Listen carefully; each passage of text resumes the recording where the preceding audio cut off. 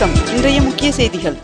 தமிழக முதல்வர் விஜய் அவர்கள் இம்மாத இறுதியில் 2 நாள் பயணமாக தலைநகர் டெல்லிக்கு செல்ல உள்ளார் என்று தகவல் வெளியாகியுள்ளது.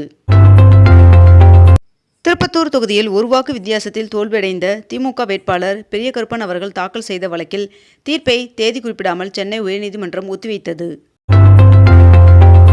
தமிழகத்தின் புதிய முதலமைச்சராக பொறுப்பேற்றுள்ள விஜய் அவர்களுக்கு தேமுதிக பொதுச் செயலாளர் பிரேமலதா விஜயகாந்த் அவர்கள் தனது மனமார்ந்த வாழ்த்துக்களை தெரிவித்துள்ளார்.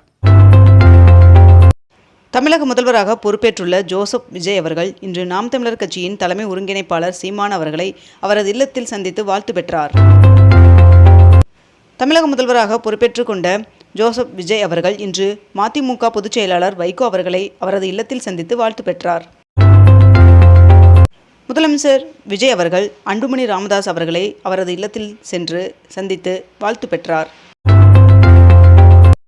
முதலமைச்சர் ஜோசப் விஜய் அவர்கள் முன்னாள் முதலமைச்சரும் திமுக தலைவருமான மு.க. ஸ்டாலின் அவர்களை மரியாதை நிமித்தமாக நேரில் சந்தித்து வாழ்த்து பெற்றார்.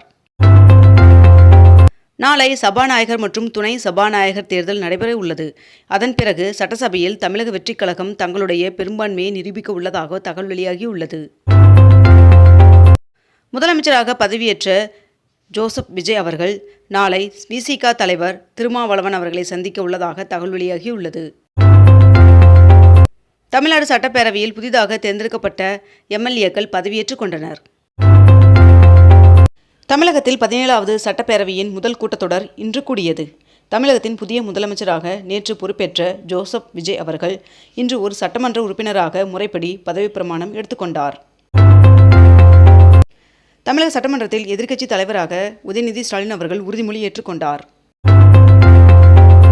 தவேக அரசில் நேற்று அமைச்சராக பொறுப்பேற்றுக் கொண்ட கீர்த்தனா அவர்கள் எம்எல்ஏவாக தேர்வான சான்றிதழை எடுத்து வராததால் சட்டப்பேரவையில் உறுப்பினராக பதவியேற்கவில்லை. முதல்வர் விஜய் அவர்கள் முதல் நாளில் சட்டம் ஒழுங்கு விவகாரம் குறித்து அதிகாரிகளுடன் ஆலோசனை நடத்தினார். 22 கேரட் ஆபண தங்கத்தின் விலை சவரனுக்கு 400 ரூபாய் குறைந்து ஒரு சவரன் 1,12,800 ரூபாயாகவும் 1 கிராம் 14,100 ரூபாய்க்கும் விற்பனை செய்யப்பட்டு வருகிறது. இதனைத் தொடர்ந்து 1 கிராம் வெள்ளியின் விலை கிராமிற்கு 5 ரூபாய் அதிகரித்து 1 கிராம் வெள்ளி 285 ரூபாய்க்கு விற்பனை செய்யப்பட்டு வருகிறது. தேசத்தின் நலன் கருதி நாட்டு மக்கள் பெட்ரோல் டீசல் பயன்பாட்டை குறைக்க வேண்டும் எனவும் ஒர்க் ஃப்ரம் ஹோம் நடைமுறையை நாம் தொடர்வது காலத்தின் கட்டாயம் என்றும் பிரதமர் நரேந்திர மோடி அவர்கள் தெரிவித்துள்ளார். வீட்டு மின் இணைப்பில் 500 யூனிட்டுகளுக்கு உள்ளே பயன்படுத்துவோருக்கு 200 யூனிட்டுகள் இலவசமாகவும் 500க்கும் மேற்பட்ட யூனிட்டுகள் பயன்படுத்துவோருக்கு 100 யூனிட்டுகள் இலவசமாகவும் கணக்கிடப்படும் என்று அரசாணை வெளியிடப்பட்டுள்ளது. மேலும் 200 யூனிட் மின்சார மானிய திட்டத்திற்கு ஆண்டிற்கு 1,730 கோடி ரூபாய் கூடுதல் செலவு என தெரிவிக்கப்பட்டுள்ளது. முதல்வராக தவேக தலைவர் விஜய் அவர்கள் பதவியேற்ற நிலையில் அவரது முதன்மை செயலாளராக செந்தில்குமார் அவர்களையும் தனி செயலாளராக லட்சுமி பிரியா அவர்களையும் தமிழக அரசு நியமித்துள்ளது. தமிழக ஆளுநரின் உத்தரவின்படி முதலமைச்சராக பதவியேற்றுள்ள விஜய் அவர்கள் வருகின்ற 13ஆம் தேதிக்குள் சட்டமன்றத்தின் தனது பெரும்பான்மையை நிரூபிக்க வேண்டும் என்ற கட்டாயம் எழுந்துள்ளது.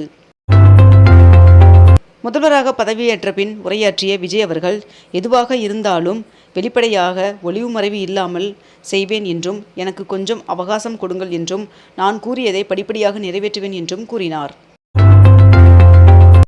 தமிழகத்தில் இன்று ராமநாதபுரம், திருநெல்வேலி, கன்னியாகுமரி மற்றும் தூத்துக்குடி ஆகிய மாவட்டங்களில் ஒரு சில இடங்களில் கனமழை பெய்ய வாய்ப்புள்ளதாக வானிலை மையம் தகவல் தெரிவித்துள்ளது. நேற்று பெரியார் திடலில் அமைந்துள்ள தந்தை பெரியார் அவர்களின் நினைவிடத்தில் முதலமைச்சர் விஜய் அவர்கள் மலர் தூவி மரியாதை செலுத்தினார். அதனைத் தொடர்ந்து திராவிட கழக தலைவர் வீரமணி அவர்களை சந்தித்து பொன்னாடை அணிவித்து மலர்கொத்து வழங்கி வாழ்த்து பெற்றார். நேற்று நடைபெற்ற முதலமைச்சர் விஜய் அவர்களின் பதவியேற்பு விழாவில் திமுக முன்னாள் மத்திய அமைச்சர் மு.க. அழகிரி அவர்களின் மகள் கயல்விழி அவர்கள் கலந்து கொண்டது அரசியல் வட்டாரத்தில் பெரும் கவனத்தை ஈர்த்துள்ளது. 2026ஆம் ஆண்டு தமிழக சட்டமன்ற தேர்தலில் பெரம்பூர் மற்றும் திருச்சி கிழக்கு ஆகிய 2 தொகுதிகளில் போட்டியிட்டு வெற்றி பெற்ற தமிழக முதல்வர் விஜய் அவர்கள் தற்பொழுது தனது திருச்சி கிழக்கு தொகுதி சட்டமன்ற உறுப்பினர் பதவியை ராஜினாமா செய்துள்ளார். 1967ஆம் ஆண்டிற்கு பின்னர் முதன்முறையாக தமிழக ஆட்சி அதிகாரத்தில் காங்கிரஸ் இடம்பெற்றுள்ளதாக தகவல் வெளியாகியுள்ளது. தமிழக முதல்வராக பதவியேற்றுள்ள விஜய் அவர்களுக்கு அண்ணாமலை அவர்கள், நயினார் நாகேந்திரன் அவர்கள் மற்றும் நரேந்திர மோடி ஆகியோர் வாழ்த்து தெரிவித்துள்ளனர். முதன்மை செயலாளராக செந்தில்குமார் IAS அவர்கள் நியமனம் செய்யப்பட்டுள்ளார் என்று தகவல் வெளியாகியுள்ளது.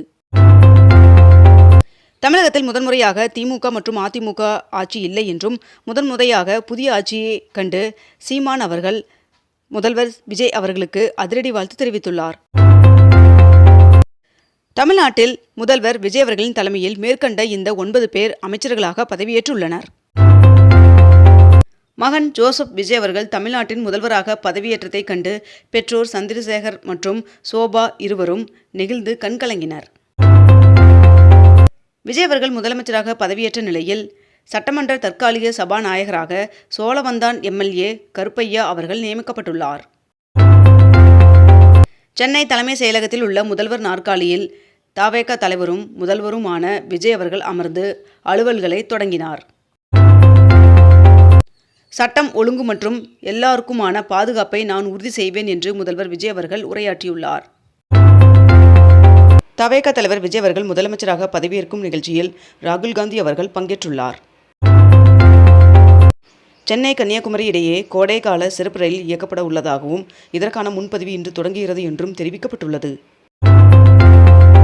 டாடா நிறுவனம் தனது டியோகா மின்சார காரை 30 கிலோ வாட் திறன் கொண்ட பெரிய பேட்டரி பேக்குடன் வெளியிட திட்டமிட்டுள்ளதாக தகவல் வெளியாகியுள்ளது. பஞ்சாப் மாநில அமைச்சர் சஞ்சீவ் அரோரா அவர்களின் வீட்டில் அமலாக்கத்துறை சோதனை நடத்தியதை அம்மாநில முதல்வர் பகவந்த் மான் அவர்கள் கடுமையாக விமர்சித்துள்ளார். IFS தேர்வு முடிவுகள் வெளியிடப்பட்டுள்ளது. இந்திய அளவில் 148 பேர் தேர்ச்சி பெற்றுள்ளனர். தமிழகத்தில் மட்டும் 17 பேர் வெற்றி பெற்று சாதனை படைத்துள்ளனர். இதில் சென்னையை சேர்ந்த மாணவி ரவி லக்ஷ்மி பிரியா அவர்கள் முதலிடத்தை பிடித்துள்ளார். தமிழகத்தில் சென்னை உட்பட பல்வேறு மாவட்டங்களில் ஒரு வாரத்திற்கு கனமழை பெய்ய வாய்ப்புள்ளதாக வானிலை மையம் தகவல் தெரிவித்துள்ளது. தமிழகத்தில் ஆட்சி அமைக்கும் புதிய அரசிற்கு மீண்டும் வாழ்த்து தெரிவித்தார் திமுக தலைவர் மு க ஸ்டாலின் அவர்கள்.